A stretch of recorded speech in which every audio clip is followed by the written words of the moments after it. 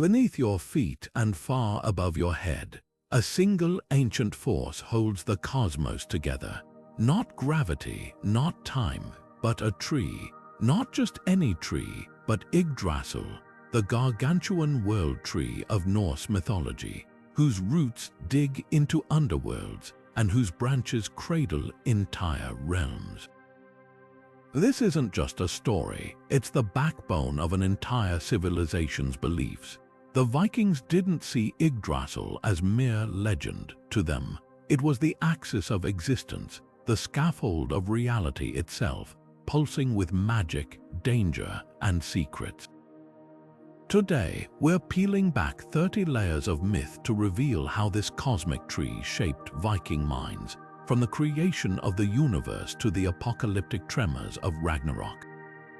You'll meet gods who bargained with its roots, creatures that gnaw at its bark, and even two human survivors who clung to its trunk as the world ended. So if you've ever wondered what holds the 9 realms together, or why an all-father god like Odin would hang himself from a tree for knowledge, you're about to get answers. By the end, you won't just know Yggdrasil's myths, you'll see why to the Vikings this wasn't just mythology. It was the map of everything. Now, let's climb the first route. Now, to understand Yggdrasil's towering presence, we must first journey back to the very beginning, before gods or giants walked the realms. Picture an empty void called Ginnungagap, a gaping chasm where nothing existed, no earth, no sky, just infinite silence. Then came the clash of opposites. From one side surged scorching flames of Muspelheim, the land of fire. From the other crept the frozen tendrils of Niflheim, the world of ice. Where these elemental forces collided in that void, something miraculous happened.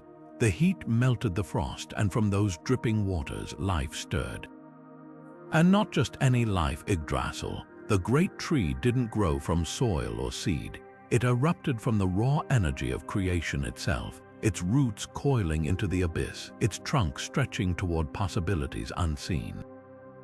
Think of it as the universe's first heartbeat, pulsing before Odin or Thor ever drew breath.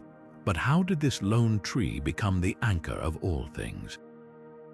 Here's where the story turns bloody. When the gods slew the primordial giant Ymir, his colossal body became the raw materials of the cosmos. His flesh the earth, his bones the mountains, his blood the seas. But Yggdrasil did something even more extraordinary. Its roots, like living veins, drank deeply from Ymir's spilled blood, transforming that divine essence into nourishment for the worlds to come. Every realm, from Asgard's golden spires to Midgard's mortal soil, owes its vitality to this gruesome feast. So when the Vikings spoke of Yggdrasil, they weren't just describing a tree. They were talking about the original alchemist, the silent architect that turned chaos into order, death into life. Next time you see an ash tree swaying in the wind, remember, its distant ancestor once held the weight of reality in its branches. And speaking of branches, let's explore how 3 of them stretch into realms beyond imagination. Now, let's follow those mighty roots as they plunge deep into the earth, each one a lifeline to a realm of its own. The first root stretches toward Asgard, the glittering stronghold of the gods.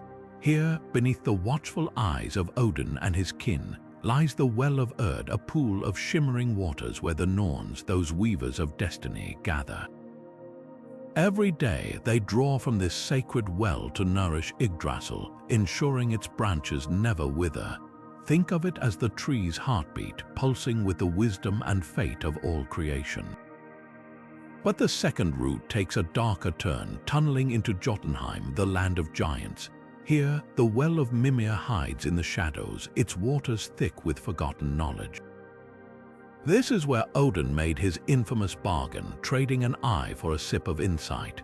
The giants may be Yggdrasil's sworn enemies, yet even they cannot resist the tree's pull, for its roots drink deep from Mimir's depths, channeling secrets through the cosmos.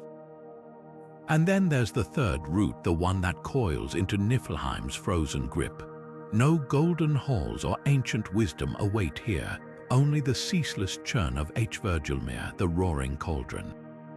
Its waters are poison and life all at once, feeding Yggdrasil even as the serpent Nidhogg gnaws at its core. This root is the tree's shadow side, a reminder that decay and renewal are forever entwined. So while Yggdrasil's branches cradle the heavens, it's these roots, anchored in fate, knowledge, and chaos, that truly bind the worlds together.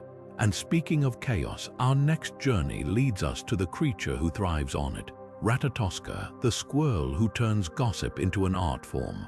But let's not rush past the well of Erd just yet, because here, beneath Asgard's root, destiny isn't just written.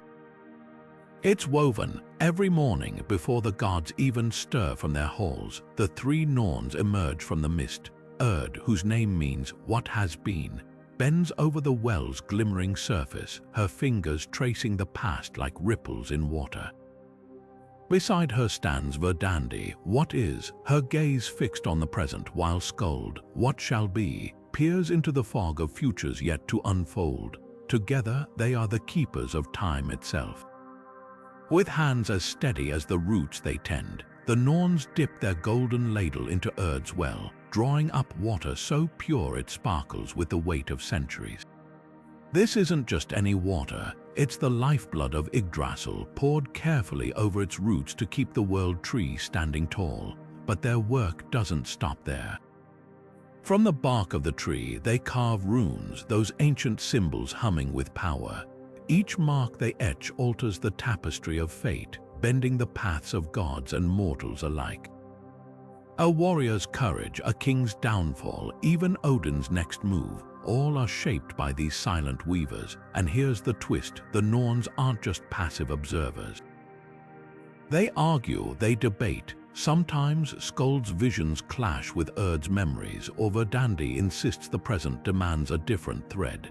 Yet somehow, their disagreements only make the fabric of destiny richer. It's this very tension between what was, what is, and what must be that keeps the cosmos in balance. So the next time you feel life's twists are beyond your control, remember the Norns.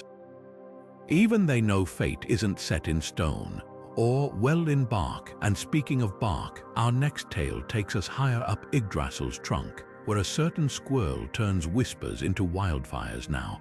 Let's travel deeper into the roots of Yggdrasil, down to a well where knowledge comes at a steep price. Nestled in the frostbitten realm of Jotunheim, beneath the second great root of the World Tree, lies Mimir's Well. This isn't just any pool of water, its depths hold the wisdom of the cosmos itself. And guarding it, Mimir, the ancient giant whose name means the Rememberer, a being so wise even Odin sought his counsel. But here's the catch, Mimir doesn't give his wisdom away freely. When Odin came thirsty for understanding, the giant demanded a sacrifice, one that would echo through the ages. So Odin, the All-Father, did the unthinkable. He plucked out his own eye and dropped it into the well's dark waters. In that moment, the well's surface shimmered and the trade was made, vision for vision. An eye for insight. And what did Odin gain? The waters of Mimir's Well didn't just show him facts, they revealed the hidden threads of existence, how the worlds were woven together. The secrets of runes, even whispers of Ragnarok's coming. But here's the fascinating part. That wisdom didn't stay locked in Odin's mind alone. Yggdrasil's roots, drinking deep from the well, carried traces of that knowledge upward, spreading it like sap through the branches of the 9 realms. Ever wonder how Odin's ravens, Hugin and Munin, seem to know so much, or why the Valkyries choose their warriors with such precision? They're tapping into that same current, the drip-drip of Mimir's wisdom flowing through the tree. Yet there's a darker edge to this myth. Mimir's Well doesn't just gift wisdom, it demands sacrifice. Odin's missing eye reminds us that true understanding often comes at a cost. And that's the paradox. To see more, you must first surrender something precious. But while Odin paid with an eye, the tree itself pays another way.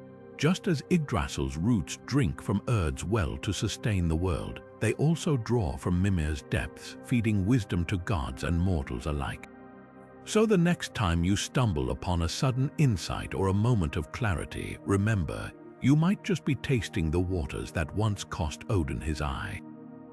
And speaking of costs, our next story takes us even deeper down to the third root, where something far more sinister gnaws at the tree's foundations now. We descend into the coldest depths of Yggdrasil's roots, where the third and darkest root of the World Tree plunges into Niflheim, the land of eternal mist and ice.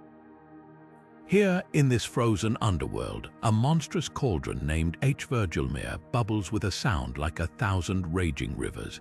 Its name means the roaring kettle, and it's the source of all the icy rivers that carve through the Norse cosmos.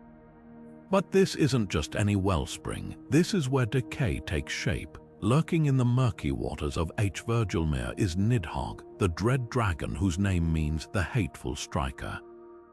This isn't some mindless beast, it's a creature of pure malice, coiled around Yggdrasil's root, gnawing endlessly at its bark. With every bite, Nidhogg's venom seeps into the tree, poisoning it from below. The myths tell us this dragon doesn't act alone. It's joined by countless serpents, all writhing in the waters, all chewing at the roots in a chorus of destruction. But here's the twist, this isn't just a story of ruin. The Vikings saw Nidhogg's gnawing as part of a cycle. Just as winter strips the leaves from a tree, only for spring to bring them back, Yggdrasil endures this corruption because it must. The tree's roots heal even as they're wounded, symbolizing the balance between decay and renewal that keeps the cosmos alive. Without Nidhogg's relentless assault, the tree might grow stagnant, its roots untouched by the struggle that strengthens them. And Nidhogg's role doesn't end there. The myths whisper that when Ragnarok comes, the dragon will finally break free, its belly full of the dead's flesh, and take to the skies in a storm of venom and wings. Yet even then, its destruction paves the way for rebirth. So the next time you see a tree weathering a storm, remember Yggdrasil and Nidhogg, locked in an ancient dance of wounding and healing, teaching us that even the darkest forces have their place in the balance of things. And speaking of balance, our journey upward through Yggdrasil takes us next to its mighty branches, where the 9 realms find their home now. Let's rise from the shadowy roots and climb into the towering branches of Yggdrasil, where the 9 realms stretch like glittering jewels woven into the tree's crown. Imagine standing at the base, looking up, each limb a pathway, each twig a bridge connecting worlds beyond mortal sight. This isn't just a tree. It's the ultimate crossroads of the cosmos, where gods, giants, and spirits travel as easily as birds flitting between branches. At the very top sits Asgard, realm of the Aesir gods, its golden halls shimmering like sunlight caught in leaves. Here, Odin presides from his high seat, and Thor's thunder echoes through the boughs. But just below, in Yggdrasil's middle branches, rests Midgard, our world encircled by the great serpent Jormungandr. The Vikings saw their own lands mirrored here, nestled safely in the tree's embrace, yet forever linked to the divine and the monstrous. To the east lies Jotunheim, home of the frost giants, its branches heavy with ice. To the west, Vanaheim, where the fertility gods weave magic into the roots.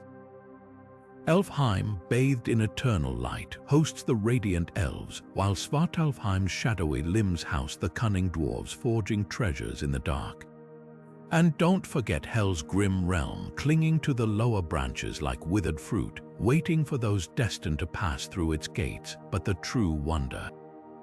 These realms aren't fixed. Yggdrasil's branches shift and sway, letting gods ride down to Midgard on beams of light or spirits slip between worlds like whispers.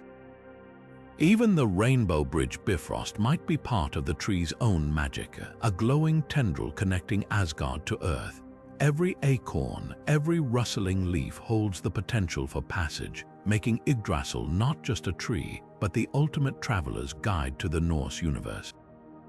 And just as no 2 branches grow the same, no 2 realms follow the same rules.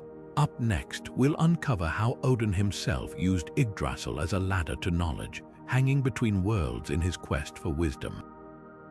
Now, let's turn to one of the most haunting and profound moments in Norse mythology, Odin's hanging sacrifice upon Yggdrasil. Picture this, the All-Father, ruler of the gods, dangling from the World Tree's gnarled branches, his body battered by wind and rain, his spear Gungnir left behind. This wasn't just a test of endurance, it was a desperate gamble for wisdom, a ritual so extreme it redefined the boundaries of divine power. For 9 long nights, Odin hung without food or water, pierced by his own spear, a willing victim to the tree's merciless embrace.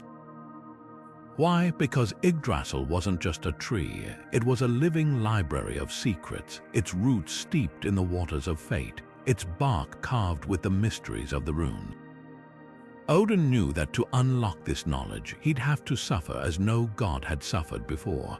And so he did, whispering to the void until the tree itself answered. On that final night, as the stars burned cold overhead, the runes blazed to life in Odin's mind. These weren't just symbols, they were the raw building blocks of reality, tools to shape destiny, to heal or to curse. And in that moment, Yggdrasil revealed its dual nature, both gallows and giver. The same branches that could end a life now granted the power to understand it. But here's the twist, Odin's sacrifice didn't just change him, it changed Yggdrasil too. Every rune he learned became a scar upon the tree, a testament to the price of wisdom. To this day, Vikings believed that when the wind howled through Yggdrasil's leaves, it carried Odin's whispers, reminding all who listened that knowledge isn't free. It's bought with pain, and speaking of pain, our next myth takes us deeper into Yggdrasil's shadows, where a certain mischief-making squirrel keeps the cosmic drama alive. Now let's lighten the mood with one of Yggdrasil's most playful and chaotic residents. Meet Ratatoskr the Squirrel with a taste for drama. While Odin's sacrifice shows the tree's gravity, Ratatoskr reminds us that Yggdrasil also thrives on pure mischief. This furry little troublemaker spends his days sprinting up and down the World Tree's trunk, but he's not just delivering acorns. No, Ratatoskr's real job is stirring the pot. At the very top of Yggdrasil sits a mighty eagle, its sharp eyes scanning the cosmos. Deep below, coiled around the roots, lurks Nidhogg the Serpent, dripping venom. These two are natural enemies, locked in an eternal feud, and Ratatoskr, he's the ultimate gossip, darting between them like a furry telegram. But with a twist, he doesn't just deliver messages. He exaggerates them. Imagine this, the eagle mutters a casual insult about Nidhogg's scales. Ratatoskr hears it, grins, and races down to the roots. By the time he reaches Nidhogg, that mild jab has turned into a full-blown threat. The serpent hisses in rage, spitting venom into Yggdrasil's roots. Ratatoskr bolts back up to the eagle, breathless, twisting Nidhogg's furious response into something even worse. And just like that, the cycle spirals. This isn't just a cheeky myth, it's a brilliant metaphor for how communication can spiral out of control. Ratatoskr embodies how rumors twist, how anger escalates when words get warped in transit. The Vikings knew all too well how a single misheard phrase could spark feuds between families or even tribes. Yggdrasil, the pillar of order, tolerates this chaos because it's part of nature's balance. Even the World Tree needs a little mischief to keep things interesting. But Ratatoskr isn't the only creature stirring up drama in Yggdrasil's branches. Perched above him, the eagle and its mysterious companion keep watch over the entire spectacle. High above the squirrel's chaotic antics, the true rulers of Yggdrasil's skies hold court. At the very crown of the World Tree, where branches scrape the edges of the cosmos, perches an eagle so vast its wings blot out stars. This is no ordinary bird, it's a being of ancient wisdom, its piercing gaze tracking the movements of gods, giants, and mortals across all 9 realms. But here's the twist, nestled between the eagle's eyes sits Vedafalnir, a hawk so small it's often overlooked. Together, this feathered duo forms Yggdrasil's ultimate surveillance system. Think of them as the original all-seeing eyes. The eagle's panoramic vision misses nothing from Thor's thunderstorms over Midgard to Loki's sneaky maneuvers in Jotunheim. Meanwhile, Vedafalnir acts like a living magnifying glass, zeroing in on details too fine for even the eagle to spot. Some myths suggest the hawk whispers its observations directly into the eagle's mind, creating a perfect partnership of scale and precision. Their role goes beyond mere observation. When the eagle shakes its wings, winds howl through Yggdrasil's branches, sending storms rippling across the worlds.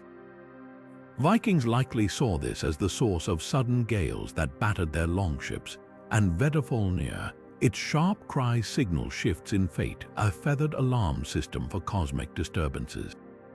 But their most fascinating interactions are with other Yggdrasil residents. The eagle trades cryptic riddles with Ratatoskr, knowing full well the squirrel will twist its words. It locks talons with Nidhogg in a symbolic battle, chaos versus order, though they never truly clash. Even Odin occasionally sends his ravens, Hugin and Munin, to consult the eagle for news from realms beyond his reach. This avian pair embodies a profound Norse truth. No creature, no matter how mighty, sees everything alone. The eagle needs Vedafalnir's focus just as Yggdrasil needs both, its grand scale and intricate details, to truly bind the cosmos together. And as we'll soon see, even these majestic watchers answer to forces greater than themselves. But the skies aren't the only place where life thrives in Yggdrasil's embrace. Down among its shimmering leaves, 4 mystical stags roam: Dane, Dvalin, Dunaya, and Durathr. These aren't ordinary deer, they are eternal grazers, forever nibbling at the world tree's foliage, their movements as rhythmic as the turning of seasons. Picture this: each bite they take isn't just about hunger, it's part of a grand cycle. As the stags chew, they release fragments of leaves back into the cosmos, some say as stars or even the dew that carries memory. Their endless feeding mirrors the Norse understanding of time, never truly linear but cyclical, always renewing itself. When winter grips Midgard, it's said the stags slow their grazing, their hunger reflecting nature's dormancy. But with the first thaw, their feasting quickens, echoing the earth's reawakening. Their names hold secrets too. Dane, meaning the silent one, moves with ghostly quiet through the branches. Dvalin, the drowsy, embodies the sluggish pace of deep winter. Dunaya, the thunderous, brings the energy of storms, while Durathr, the doorkeeper, guards the threshold between seasons. Together, they are the unseen hands shaping the turning year, and here's where it gets profound. Their grazing isn't destruction, it's transformation. Just as Yggdrasil's roots rot and renew in the wells of fate, the stag's constant nibbling ensures the tree's leaves never grow stale. They are nature's pruners, keeping the cosmos fresh. Vikings likely saw their own lives reflected here: hard winters, bountiful summers, all part of a cycle as inevitable as the stag's endless meal.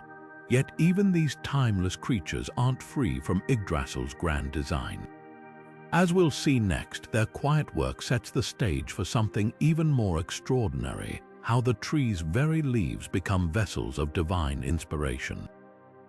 Now we turn our gaze upward to the very edges of Yggdrasil's mighty branches, where something truly magical unfolds each dawn. The leaves of the World Tree aren't just emblems of life, they're vessels of wisdom, catching glistening droplets of sacred dew said to hold the essence of memory itself. Imagine this shimmering liquid slipping from leaf to leaf, gathering stories, whispers of the past, and flashes of inspiration before tumbling down to Midgard below. For the Viking poets, this was no mere morning moisture. It was the drink of the gods. They called it Yggdrasil's mead, a celestial gift that would land upon their lips as they slept or meditate beneath great oaks. Those touched by these drops claimed sudden clarity, verses pouring from them as if Odin himself had breathed knowledge into their minds. Even today, scholars link this myth to the ancient practice of Seder, where seers would commune with Yggdrasil to channel prophecy through poetry. But here's the deeper layer. The dew wasn't just creative fuel, it was a bridge between realms. Each droplet carried echoes from Urd's well, where the Norns carved fate into Yggdrasil's roots. When a skald, a Viking poet, received this liquid memory, they weren't just crafting songs, they were stitching together fragments of cosmic truth, weaving the tree's wisdom into human language. Some legends even speak of warriors anointing their blades with this dew, believing it would grant them the foresight of the gods in battle, yet the most poignant detail. The Norse saw this cycle as profoundly fragile. If the stags grazed too greedily, or if Nidhogg's venom poisoned the roots, the dew could turn bitter or vanish entirely. The poets feared this silence more than death, for without Yggdrasil's inspiration, Midgard would lose its connection to the divine, and so the tree's leaves hum with a quiet urgency, each one a guardian of stories waiting to be told. But as we'll soon discover, this sacred exchange between earth and heavens is just one thread in Yggdrasil's vast tapestry, one that frays dangerously when the doom of Ragnarok draws near. But now, let's brace ourselves for the storm to come, the moment when Yggdrasil's very foundations begin to quake. Ragnarok, the doom of the gods, isn't just a battle, it's a cosmic unraveling, and the World Tree stands at the heart of the chaos. As the prophecy unfolds, Yggdrasil trembles so violently that its roots tear free from the wells that nourish them, its bark splitting like the seams of the universe itself. This isn't just a tree in distress, it's the backbone of creation groaning under the weight of fate. The first sign of the end comes not from the gods or their enemies, but from Yggdrasil's shuddering branches. The eagle at its peak shrieks in alarm, its cries echoing across the realms, while Nidhogg the Serpent below redoubles its gnawing, sensing the coming collapse. Even Ratatoskr, the mischievous squirrel, falls silent, his usual taunts drowned out by the creaking of dying wood. The Norns abandon their posts at Urd's well, their threads of destiny snapping one by one as the tree's pain ripples through time. And then the gods themselves begin to fall. Odin, who once hung from Yggdrasil to gain wisdom, now rides to meet Fenrir, the wolf whose jaws will swallow him whole. Thor, who waded beneath its roots, succumbs to the venom of Jormungandr, the world serpent. Even Heimdall, born of Yggdrasil's energy, falls in battle against Loki, his golden horn shattered. With each death, the tree's leaves blacken and curl, as if mourning the very order it helped sustain. Yet here's the chilling twist: Yggdrasil's tremors aren't just a symptom of Ragnarok, they're the catalyst. As its roots wrench loose, the boundaries between realms crumble. Muspelheim's fire surges upward, Jotunheim's frost spills downward, and Midgard sinks beneath the sea.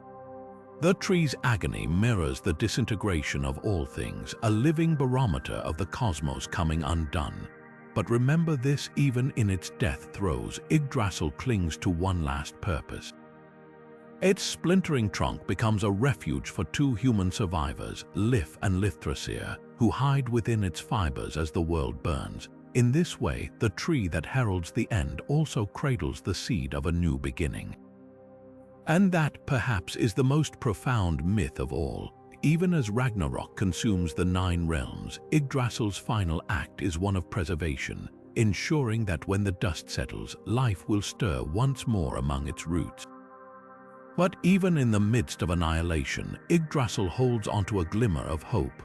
Amidst the chaos of Ragnarok, 2 figures emerge, Lif and Niflheim, the last humans destined to outlive the end of all things. While gods and giants clash, while fire and ice consume the realms, these 2 find sanctuary in the very heart of the World Tree. They shelter within Yggdrasil's splintered trunk, shielded by its enduring strength even as it groans under the weight of the apocalypse. This isn't just survival, it's a profound act of renewal. Yggdrasil, though battered and broken, refuses to let life vanish entirely. Its bark becomes a cradle, its roots a refuge, proving that destruction and creation are bound together in an endless cycle. Lif and Niflheim aren't merely hiding, they're being preserved, like seeds tucked into the earth, waiting for the right moment to sprout anew.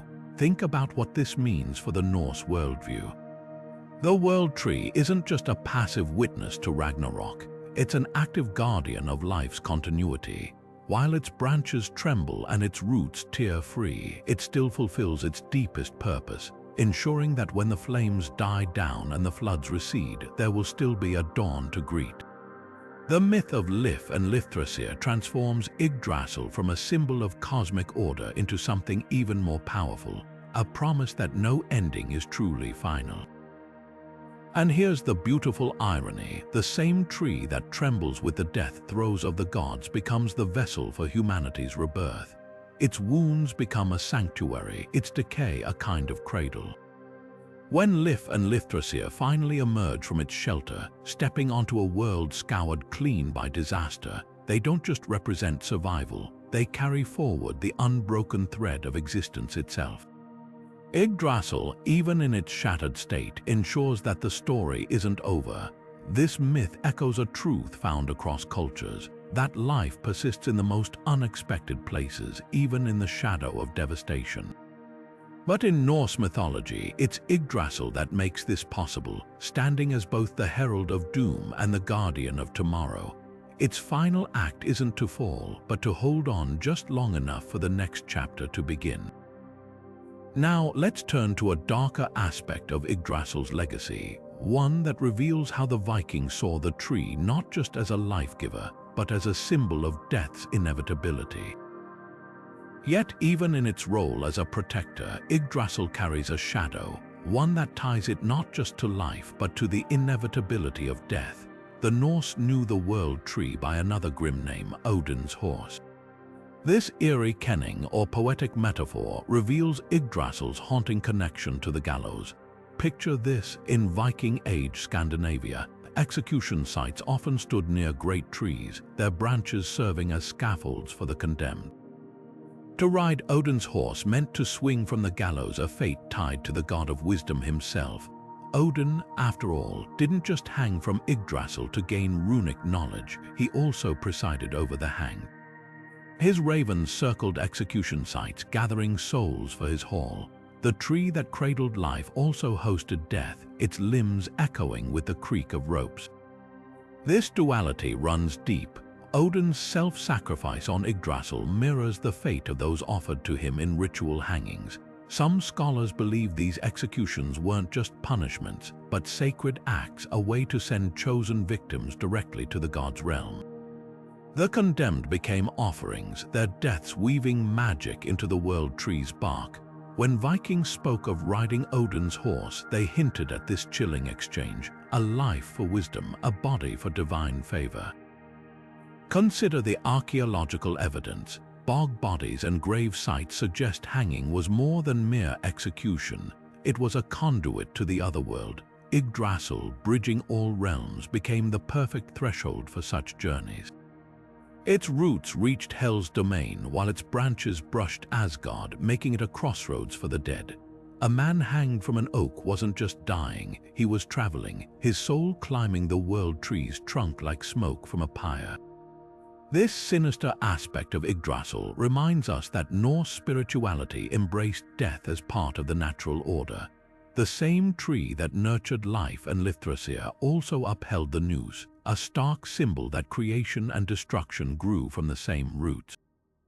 Odin's horse wasn't just a gallows, it was a bridge between worlds, carrying souls to their fate. Now let's uncover how Yggdrasil's branches might hold the secret to humanity's very origins. But what if humanity's own story began within Yggdrasil's ancient bark? Let's turn to the myth of Ask and Embla, the first man and woman, who emerged not just from driftwood but perhaps from the World Tree itself. According to the poetic Edda, the gods Odin, Vili, and Vi stumbled upon two lifeless logs washed ashore. These weren't ordinary pieces of wood. Some scholars suggest they were fragments of Yggdrasil carried by the primordial tides. Odin breathed spirit into them, Vili granted wit and movement, and Vi gave them warmth and form. Thus, Ask, Ash, and Embla, possibly elm or vine, became the progenitors of humankind. Now, here's where it gets fascinating. If these logs came from Yggdrasil, it means humanity shares its roots quite literally with the cosmic tree. Think about it, the same tree that bridges realms, nourishes gods, and withstands Ragnarok might also pulse through human veins. Viking skalds often described people as tree-born, hinting at this deep connection. Archaeology offers clues too. Carved pillars in Norse homes called Stafgarðr sometimes mirrored Yggdrasil's form, symbolizing that families grew like branches from a sacred trunk. Even the word Asker, meaning ash tree, doubles as the name for the first man. Coincidence unlikely, but why would the gods use Yggdrasil's wood? Perhaps because it already held the blueprint of the cosmos.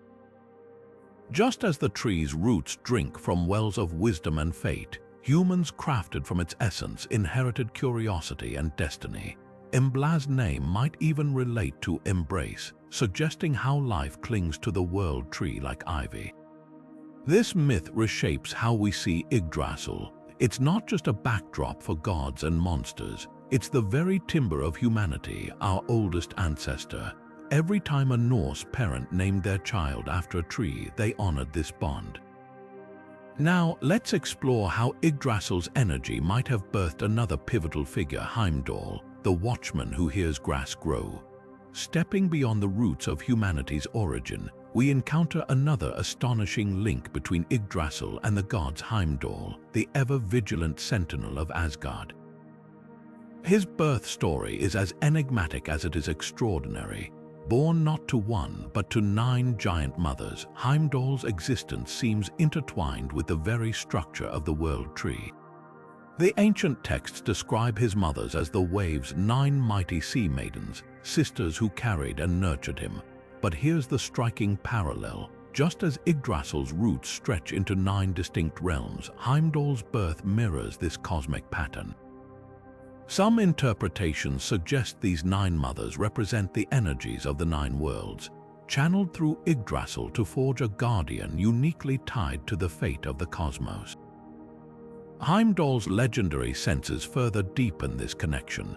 With eyes sharp enough to see for hundreds of miles and ears keen enough to hear grass growing in Midgard, his abilities reflect Yggdrasil's own role as the all-seeing, all-knowing axis of the universe. It's as if the tree's essence imbued him with its boundless awareness, making him the perfect watchman for the gods. And then there's Gjallarhorn. The mighty horn Heimdall will blow to herald Ragnarok isn't just a tool, it's a cosmic echo of Yggdrasil's own voice. When the time comes, its blast will reverberate through the tree's branches, shaking every realm. This isn't coincidence, it's design. So why would the world tree need a guardian like Heimdall? Perhaps because Yggdrasil isn't just a passive structure, it's alive, and like all living things, it requires protection. Heimdall stands at the crossroads of the divine and the primordial, a bridge much like the tree itself. His very existence hints that the gods didn't just live within Yggdrasil's shadow, they were shaped by its power. Now, let's turn to another divine force woven into the tree's magic, Frigg's protection spells, where Yggdrasil's bark becomes a shield for the gods themselves. But the ties between Yggdrasil and the gods don't end with Heimdall's watchful gaze. There's another story, one of heartbreak, foresight, and the desperate magic of a mother's love. Enter Frigg, Odin's wife and the queen of Asgard, who turned to the world tree itself in her quest to protect her beloved son Baldur. You see, Baldur was the brightest of the gods, radiant, kind, and cherished by all.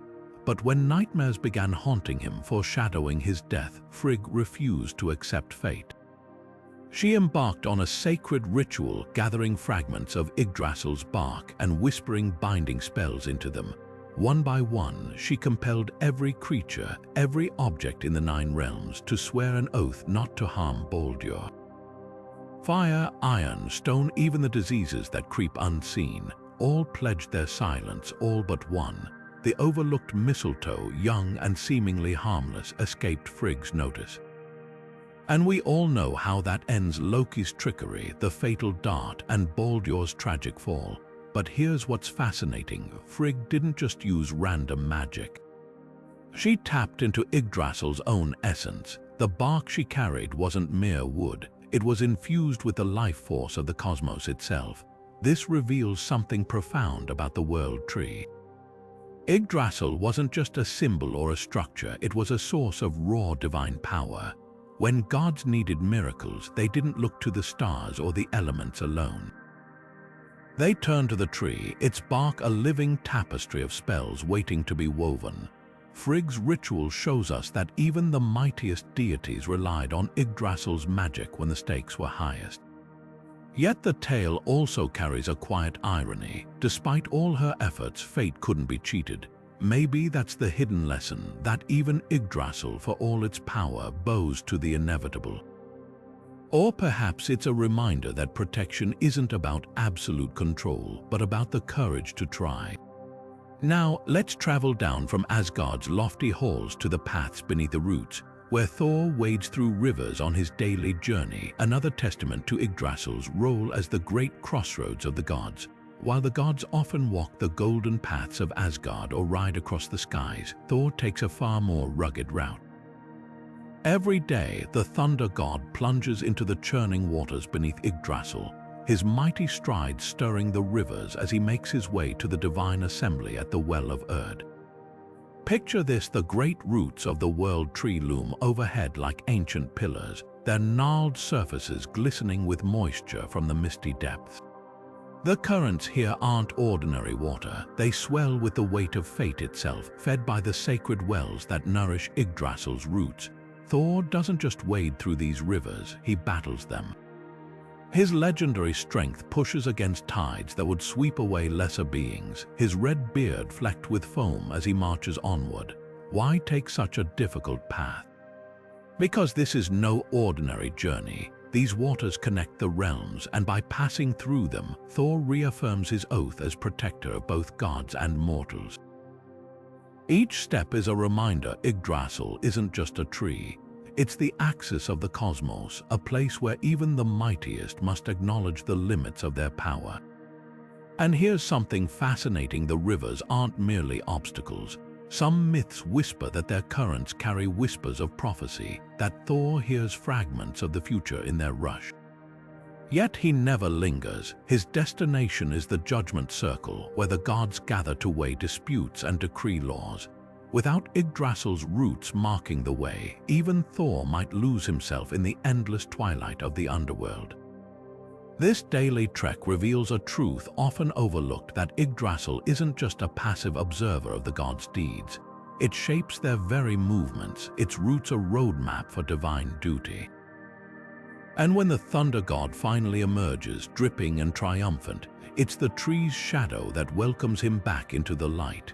Now, let's shift our gaze upward past the roots, past the trunk, to where the rainbow bridge Bifrost arcs across the sky. Could its shimmering colors be another thread woven from Yggdrasil's cosmic power? The answer might surprise you, but what if Yggdrasil's influence stretches beyond its roots and branches? Look to the skies where Bifrost, the shimmering rainbow bridge, burns brightly between Asgard and Midgard. At first glance, it seems separate from the World Tree, a dazzling arc of color forged by the gods. Yet look closer and the connections become undeniable.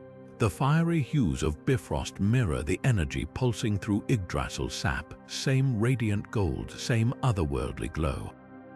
And just as the tree's roots bind the realms below, Bifrost links them above, a celestial twin to Yggdrasil's sprawling pathways.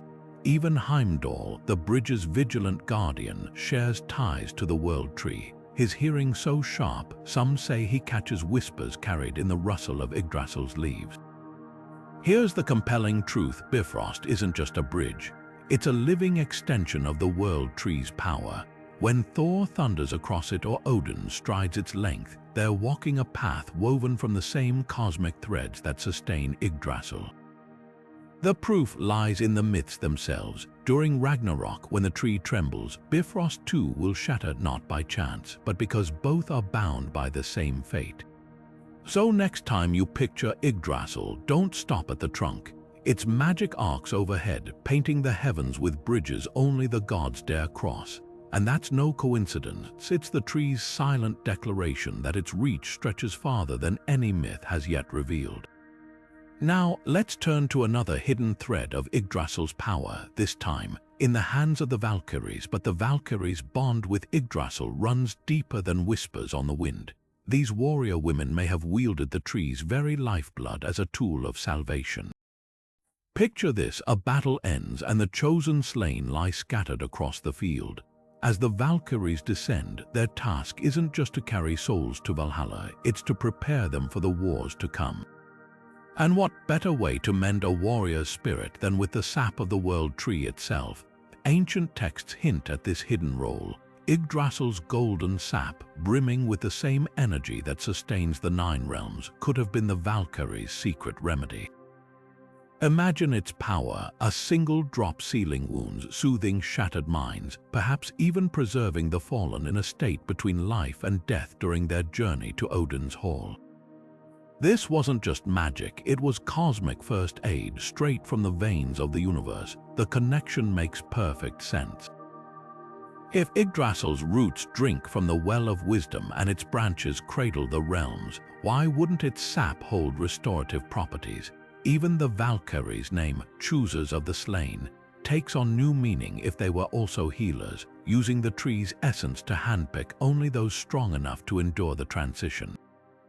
And here's the most haunting detail: when Ragnarok arrives and Yggdrasil trembles, what happens to this lifeline? No more sap, no more healing.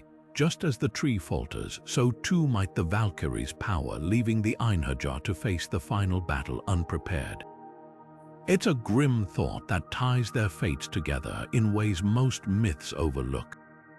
Now, while the Valkyries worked in shadow, another creature perched in Yggdrasil's heights with no such subtlety, a golden herald whose cry would shake the cosmos. But high above the battlefield, where Yggdrasil's branches brush the heavens, another voice joins the chorus of fate, not a whisper but a clarion call that splits the sky. Meet Gullinkambi, the golden rooster whose very feathers seem woven from sunlight. While Valkyries work in quiet devotion, this radiant bird perches among the highest boughs, a living alarm clock for the end of days. His role is simple yet terrifying. When Ragnarok stirs, when the giants march and Fenrir's chains snap, Gullinkambi's crow will pierce the Nine Realms, a shattering cry that wakes gods and mortals alike. Imagine that moment. First light stains the horizon, and instead of dawn's gentle promise, the air cracks with a scream of gold. Every ear in Asgard stiffens. Every soul in Midgard looks up, because Gullinkambi doesn't just announce the apocalypse, he triggers it. Now here's what makes this myth chillingly brilliant. Gullinkambi isn't alone. Far below in Niflheim's gloom, a second rooster, a blood-red counterpart named Fjalla, answers his cry with a screech of its own. And in Hel's hall, a soot-black hen joins the dirge. 3 birds, 3 realms, one synchronized death knell. It's almost like Yggdrasil itself wired them together, a feathered early warning system strung across its branches. But Gullinkambi's ties to world trees run deeper than Norse lore. Trace the myths eastward, and you'll find his cousins Vedic India's golden rooster in the Tree of Life, or the Slavic Zolotoi petuk crowing from the world oak. Even the Bible's Peter, denying Christ at the rooster's cry, echoes this ancient symbol of cosmic reckoning. Yggdrasil's herald isn't just a character. He's an archetype, a feathered thread stitching together humanity's oldest nightmares about time running out. And that's the twist. While dragons gnaw roots and stags graze leaves, Gullinkambi does something no other creature can. He turns Yggdrasil into a colossal clock.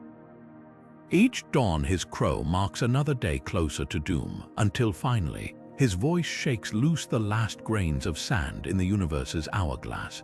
The gods may have forged weapons and built walls, but Ragnarok doesn't begin with fire or steel. It begins with a bird's cry rippling through the branches of the world. Now, as terrifying as Gullinkambi's roll sounds, Yggdrasil offers more than just warnings of destruction. Tucked among its leaves hides another secret, one that Vikings believed could mend both body and soul. But before the final crow of Gullinkambi heralds the end, let's turn our attention to the quieter miracles of Yggdrasil, the whispers of healing woven into its very being. Far from just a cosmic axis or a harbinger of doom, this world tree was also a living apothecary to the Norse. Its leaves, glistening with dew said to hold the memories of the universe, weren't merely poetic symbols. Vikings believed that crushing these leaves into poultices could mend wounds that even mortal herbs failed to heal. Shamans would gather the bark under certain moon phases, chanting spells as they peeled strips from the trunk, careful never to take more than the tree could spare. They knew Yggdrasil's generosity had limits. The gods, too, relied on this arboreal magic. When Odin's son Baldur lay plagued by prophetic nightmares of his death, it was Yggdrasil's youngest shoots, tender and brimming with life force, that Frigg wove into protective charms. She tucked them into his armor, hung them above his bed, even steeped them in his mead. For a time it worked. No weapon could scratch him, no illness touch him. That's how potent Yggdrasil's essence was believed to be. Even Thor, after battling giants in Jotunheim, would rub his bruises with sap collected from the tree's highest branches where the energy burned brightest. But here's what's fascinating. The healing wasn't just physical. Poets and seers would chew strips of Yggdrasil's bark before composing sagas or entering trances, claiming it sharpened their minds like a whetstone to a blade. The tree didn't just cure bodies, it clarified thoughts, unlocked visions, and according to some sagas, could even stitch a fractured soul back together after battle trauma. Modern scholars speculate that real-world ash trees, which inspired Yggdrasil's imagery, do contain mild analgesic compounds. Coincidence, or did ancient shamans, through trial and error, recognize something science would later echo? Yet for all its power, Yggdrasil's healing had one iron rule: you couldn't take without giving back. Vikings who sought its aid would leave offerings, honey, silver, sometimes drops of their own blood poured into the roots. A kind of cosmic trade, because in Norse belief, balance wasn't just philosophy, it was survival. The tree might share its strength, but only if you acknowledged the debt. And speaking of debts, Yggdrasil's gifts came with a cryptic footnote. Some texts suggest that those healed by the tree would occasionally hear whispers in their dreams, voices speaking in reversed runes, or glimpse through a tangle of branches. A reminder, perhaps, that every cure was also a thread tying you tighter to the world tree's fate. Now, as we peel back another layer of Yggdrasil's mysteries, we stumble upon a question few myths dare to answer.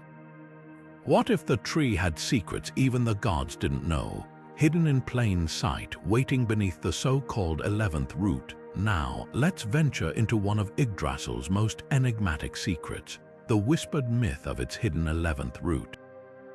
While most tales speak of only 3 roots anchoring the world tree, a handful of obscure texts and rune carvings hint at something more. These fragments suggest a 4th, nearly forgotten root, one that plunged not into the familiar realms of Asgard or Niflheim, but into the fiery heart of Muspelheim, the land of primordial flame. This elusive root wasn't just a footnote in Norse cosmology, it was a bridge to raw, untamed power. Picture it, a gnarled tendril of Yggdrasil burrowing through searing rivers of lava, its bark blackened but unburned, feeding on the very energy that shaped the first sparks of creation. Some scholars argue this root might explain the Vikings' understanding of volcanic activity. After all, when Iceland's mountains spewed fire and ash, what better way to interpret such fury than as a surge of energy from Muspelheim itself, channeled through Yggdrasil's hidden vein? The implications are staggering. If the 11th root existed, it would mean Yggdrasil wasn't just a passive observer of the realms, but an active conduit between opposing forces, ice and fire, order and chaos. The poetic Edda describes Surtur, the fire giant, waiting in Muspelheim with a flaming sword, destined to ignite the world at Ragnarok. Could his realm's connection to Yggdrasil have fueled that apocalyptic fire? It's possible the tree didn't just survive the cosmos, it orchestrated its rebirth. Yet here's the twist. Unlike the other roots, which were tended by wells and guardians, the 11th root had no caretaker. No Norns carved fate here, no serpent gnawed at its base. It was wild, untethered, a paradox both part of Yggdrasil and separate from it. This might explain why so few sources mention it. Perhaps the knowledge was deliberately suppressed, or maybe even the gods feared what it represented, a backdoor to creation itself. Today, some heathen practitioners still leave offerings at volcanic sites, whispering prayers to this forgotten root. They see in the Earth's rumblings not just geology, but the echo of a myth too vast to be contained, and that raises a tantalizing question. If Yggdrasil could hide one root for centuries, what else might still lie undiscovered in its shadow? But as we pull back from the flames, another mystery demands our attention, one where Yggdrasil's very fibers become the chains of fate now. Shifting our gaze from Yggdrasil's fiery secrets to its darker purpose, we come to a chilling truth. The World Tree was more than a cosmic pillar. It was the very shackle that bound chaos itself. The myth of Fenrir, the monstrous wolf destined to devour Odin at Ragnarok, takes on a new layer when we examine the cords that restrained him. Legend says the gods crafted Gleipnir, a deceptively slender ribbon, to bind Fenrir after he shattered two massive chains. But what was Gleipnir made of? The answer lies hidden in Yggdrasil's sinews. According to fragments of skaldic poetry, the dwarves who forged Gleipnir didn't use ordinary materials. They wove it from 6 impossible things: the sound of a cat's footsteps, the beard of a woman, the roots of a mountain. Yet the most crucial ingredient was something far older, strands plucked from Yggdrasil's innermost bark. Think about that for a moment. The gods didn't just trap Fenrir with magic, they used the essence of the World Tree itself, fibers that had thrived since the dawn of time. This wasn't just symbolism. Yggdrasil's fibers carried the weight of cosmic order. When Fenrir strained against Gleipnir, he wasn't fighting a mere rope, he was battling the fabric of reality, the same force that held the 9 realms in balance. And here's the unsettling twist. The more Fenrir struggled, the tighter Yggdrasil's fibers constricted, as if the tree was actively resisting chaos. Some texts even suggest the fibers grew thorns that pierced the wolf's flesh, a grim reminder that nature itself would fight to preserve the world. But why resort to such measures? Because Fenrir wasn't just a beast. He was entropy incarnate, a force that would one day unravel Yggdrasil's branches during Ragnarok. By binding him with the tree's own sinews, the gods created a paradox. They tamed destruction with the very thing it sought to destroy. Yet this act came at a cost. Every snarl Fenrir uttered, every drop of his venom that dripped onto the ground, seeped into Yggdrasil's roots. The tree didn't just restrain chaos, it absorbed its poison, much like it endured Nidhogg's gnawing. This slow corruption might explain why Yggdrasil trembles as Ragnarok approaches. It wasn't just fearing the end, it was feeling the chains fray. Modern heathens sometimes interpret Fenrir's binding as a warning. Just as Yggdrasil's fibers held back the wolf, we too must confront the chaos in our lives before it breaks free. But unlike the gods, we have a choice: to meet our Fenrirs with wisdom, not just shackles. And speaking of wisdom, this brings us to Yggdrasil's most enduring legacy, its shape, etched not just in myth, but in the very alphabet of the gods now. Let's trace the roots of the gods' own language back to the World Tree itself. Among the ancient Norse, symbols held power, and none more so than the runes. But the most sacred of them all, the Answer's rune, may have been shaped by Yggdrasil's very form. Picture this rune for a moment, a vertical line branching into 2 diagonal arms at the top, like a tree reaching toward the sky. Could this be coincidence? Scholars argue no. The Answer's rune, representing divine wisdom and Odin's voice, mirrors Yggdrasil's structure so precisely that many believe the tree itself was the original template. When Odin hung from Yggdrasil to discover the runes, he didn't just find them, he may have been reading patterns already etched into the tree's bark. Here's why this matters. In Norse belief, words had creative power. The Answer's rune governed communication between gods and mortals, just as Yggdrasil connected all 9 realms. Its shape wasn't arbitrary, it was a conduit, channeling the tree's energy into spoken spells and sacred chants. Even the name answers whispers of this connection, derived from the Proto-Germanic word for god and echoing the ash tree's Old Norse name, Asker. But the parallels go deeper. Just as Yggdrasil's roots drink from wells of wisdom, the Ansar's rune represented the flow of knowledge. Viking poets would carve it onto mead horns, hoping to channel Odin's inspiration, much like the tree's leaves dripping memory-laden dew. And when shamans sought visions, they meditated near runestones bearing answers, mimicking how Odin gained sight by hanging from Yggdrasil. Some modern rune masters still insist the answers carries Yggdrasil's pulse. They claim that tracing its lines creates a tiny bridge between worlds, a fractal echo of the great tree. Whether literal or symbolic, one truth remains: for the Norse, divine speech and the world tree were never separate. They were two expressions of the same cosmic pattern. As we follow this thread of symbolism further, another marvel awaits: the way Yggdrasil's magic enabled shape-shifting between realms. Yet another fascinating thread in Yggdrasil's tapestry of myths weaves through the legendary possessions of the gods, none more intriguing than Freyja's feather cloak. This wasn't just any magical garment, it was a key to the realms, allowing the goddess of love and war to transform into a falcon and soar between worlds. And here's where Yggdrasil's influence comes into play. Think of the birds that call the world tree home: the eagle perched high in its branches, the hawk Vedafölnir watching with keen eyes, even the gossip-drunk squirrel Ratatoskr darting up and down the trunk. Just as these creatures traverse Yggdrasil's heights and depths, Freyja's cloak grants her the same fluid movement between realities. The parallels are too striking to ignore. Ancient texts hint that the cloak's feathers might have come from birds touched by Yggdrasil's magic, infused with the tree's ability to connect all things. Consider this: when Freyja slips into her falcon form, she isn't merely changing shape. She's tapping into the same cosmic pathways that Yggdrasil's creatures use daily.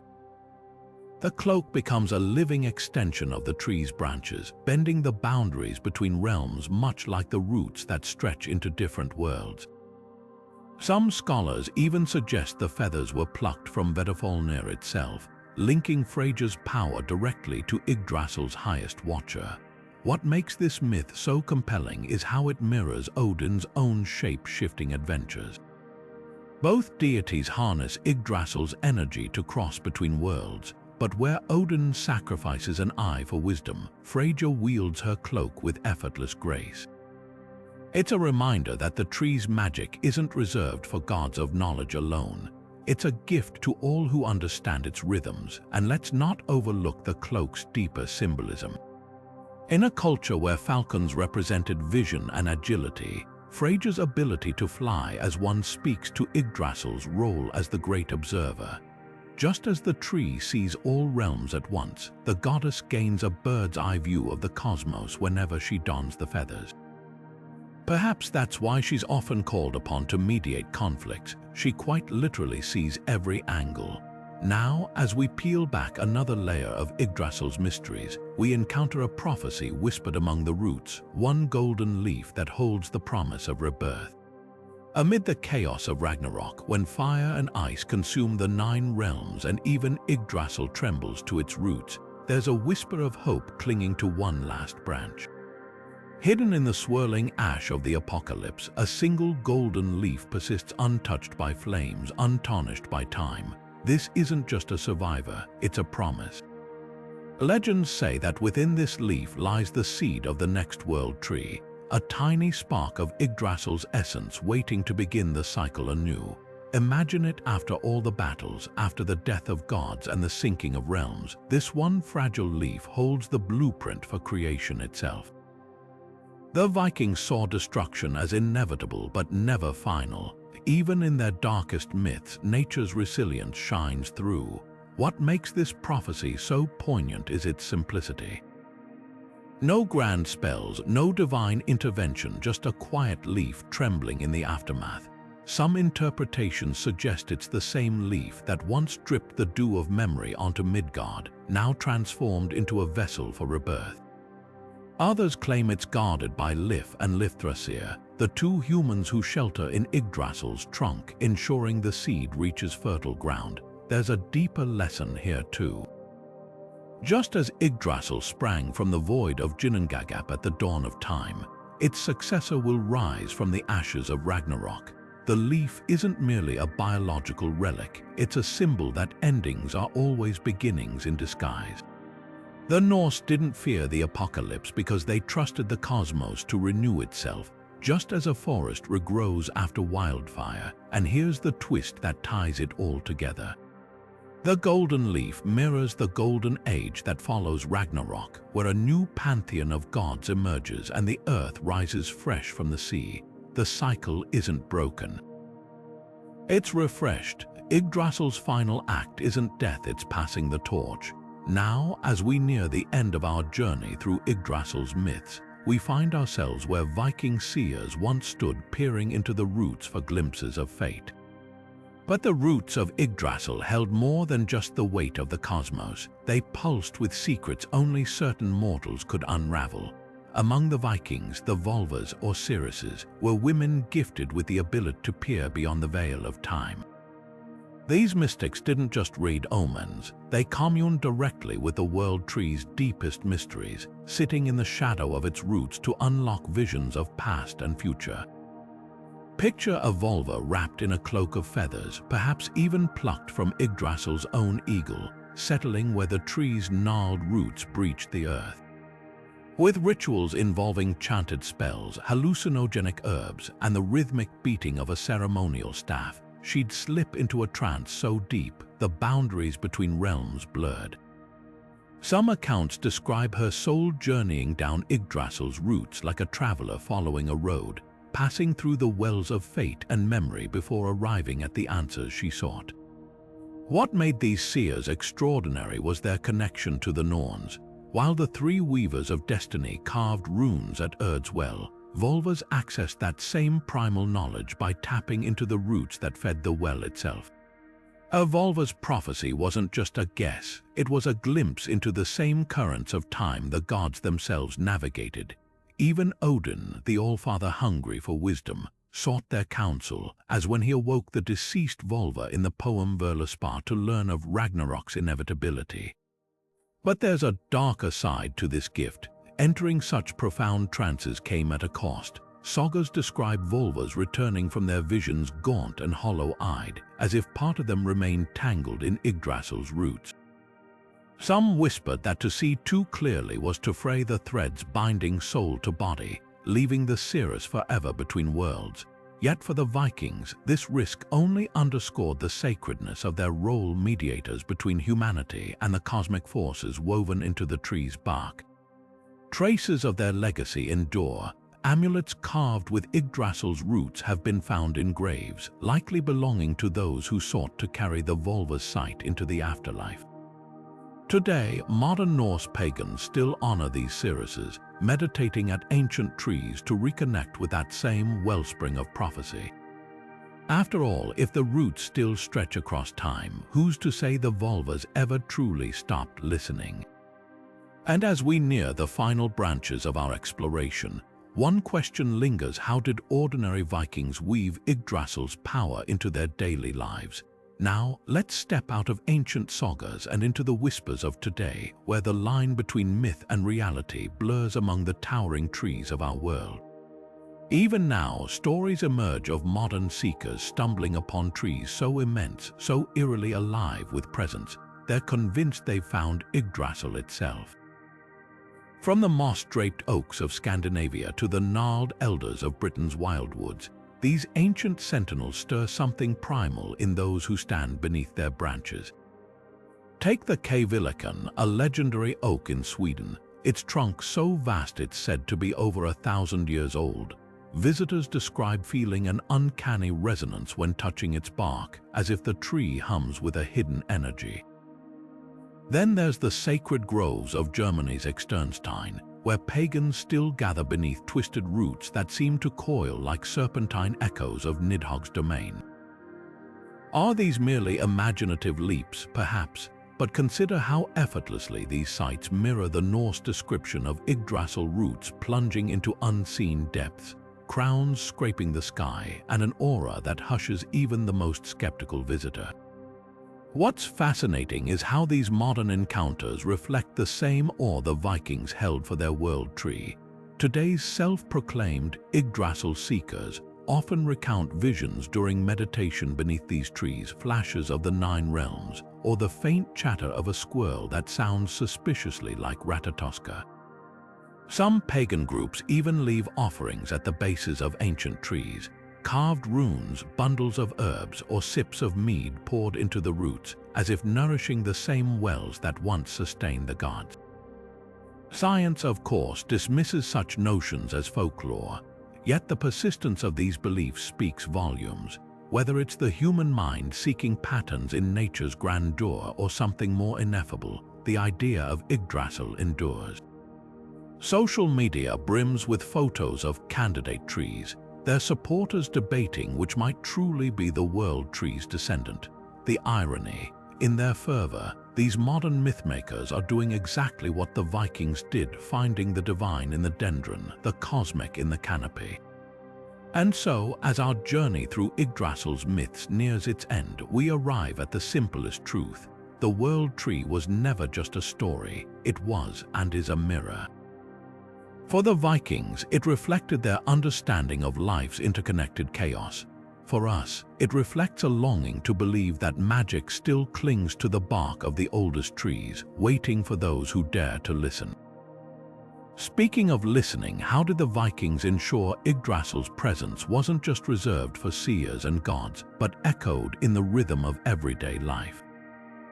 But here's something equally fascinating: how Yggdrasil wasn't just a myth for grand sagas, but a quiet, everyday companion in Viking homes. Picture this: a family in the 10th century, gathered around their hearth, with symbols of the world tree carved into the very pillars holding up their roof. These weren't just decorations, they were reminders, a way to tether their daily lives to the cosmic order. The Vikings called these pillars stafir, and they often bore intricate carvings of Yggdrasil's branches or its creatures, like Ratatoskr or the eagle. To touch them was to feel connected to something far greater than the 4 walls around them. Then there were the amulets, small, wearable pieces of metal or bone, shaped like Yggdrasil's leaves or its interwoven roots. Archaeologists have found these in graves and settlements across Scandinavia, suggesting just how deeply this symbol was woven into personal life. A farmer might wear one for protection before a harvest, or a mother might slip one into her child's clothing, hoping the world tree's strength would guard them.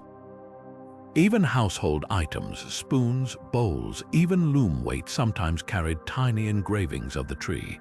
It's as if the Vikings refused to let Yggdrasil stay in the realm of gods alone. They brought it into their kitchens, their fields, their beds, and let's not forget the festivals.